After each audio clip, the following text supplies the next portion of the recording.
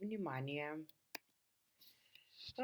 Внимание е всушност подготвеноста на човекот да го концентрира неговото знаење во одреден објект или во одредена појава. Постојат одредени фактори што го определуваат вниманието. Имаме надворешни и внатрешни фактори. Надворешни фактори се интензитет на дразба, изолација на една дразба, движење, повторување и контраст, а пак внатрешни фактори се оние кои што ни доаѓаат од внатрешноста и тоа се емоциите и мотивацијата. Што се однесува до факторот интензитет на дразба, тоа би значило дека колку одредена дразба е поинтензивна, толку повеќе ни го скренува нашето внимание. Па така во пример 1 имаме сирени на возила кои што се за итни интервенции, дефинитивно нивната звучност, нивниот сигнал ни го привлекува вниманието. И во примерот 2 имаме интензитет на дразба на нашето сетило за вид, односно имаме едни црни, едни неон патики, дефинитивно нашето внимание повеќе на нашето сетило за вид повеќе ќе го привлечат оние кои што се неон. Тука само да не помешаме емоции со интензитет, односно да навлеземе во насока кои патики ни се допаѓаат, кои не ни се допаѓаат и така натака. Зборуваме само за како интензитетот боја влијае врз нашето внимание. Некој кој што исклучува добро на балканскиве простори работи со интензитет на дразба како фактор што го определува вниманието и го привлекува вниманието благодарение на интензивноста на дразбата е оваа пејачка и низ овие фотографии, овие се така најпристојните кои што успеав да ги најдам, можеме да забележиме интензивноста во боите, интензивноста во накитот, интензивноста на одредени детали кои што апсолутно се најголем фактор за оваа звезда да привлекува огромно внимание. Изолација на една дразба би значило дека кога една дразба е изолирана, не го привлекува вниманието.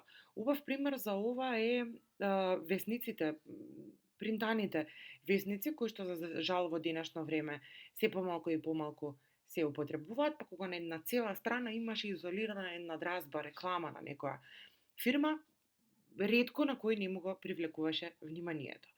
Изолација на една дразба се и овие примери кои што ги имаме представено во презентацијата. Пример 1 е кога на пат имаме еден знак. Дефинитивно ќе ни го привлече вниманието како овој на сликата дека ни следи кривина онака како што е на знакот.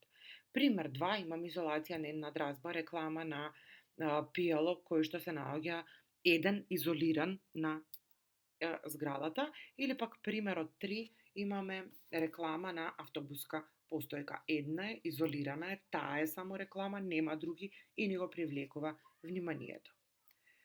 Повторување.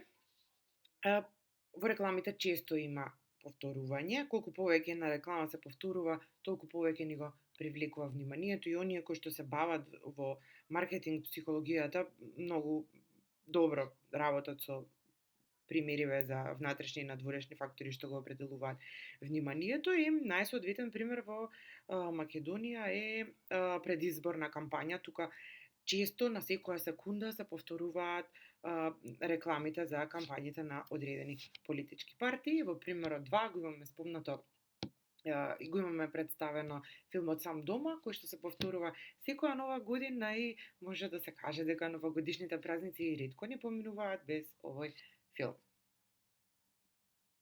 Движење.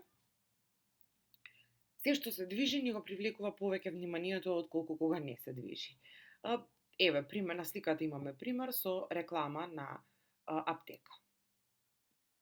Контраст. Колку е нешто поконтрастно, толку повеќе ни го привлекува вниманието. Веќе ретко кој од нас пред да постираме одредена фотографија на социјална мрежа, не го подесуваме контрастот кога ја едитираме фотографијата. Во примерот 1 имаме контраст, лицето на девојката на цртежот е во контраст за разлика од позадината и незината коса, и во примерот 2 ги имаме познатите штикли каде што се познати по својот контраст, се целите црни, а долниот дел им е црвен. Од внатрешните фактори ги спомнавме емоциите и мотивацијата. како тие влијаат врз нашето внимание и овдека ќе го земеме примерот во дискотека.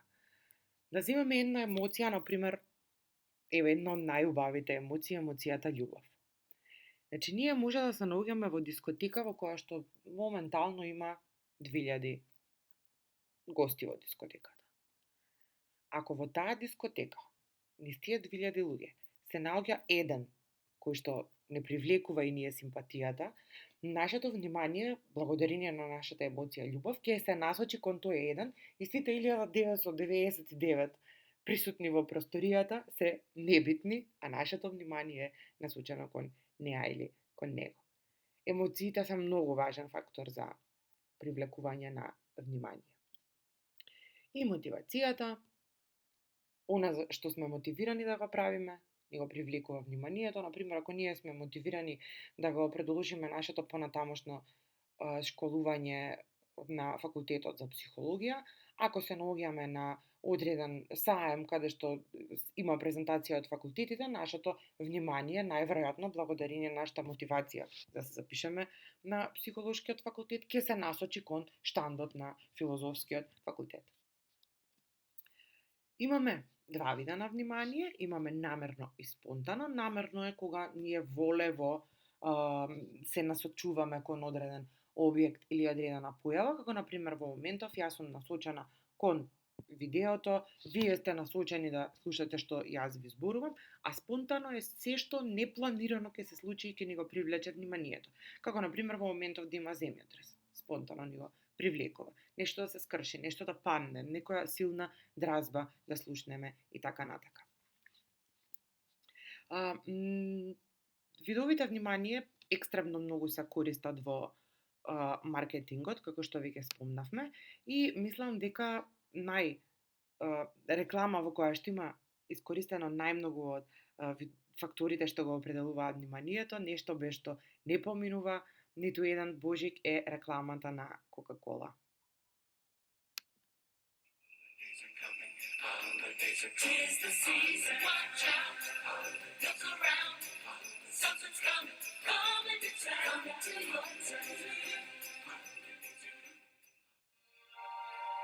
Имаме интензитет на дразба, многу силни светла, изолација на една дразба, камионот, рекламата, името на пијалокот.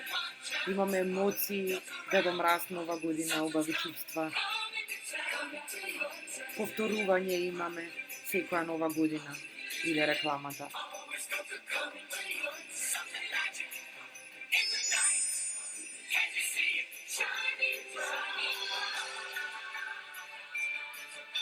Постојано движење имаме.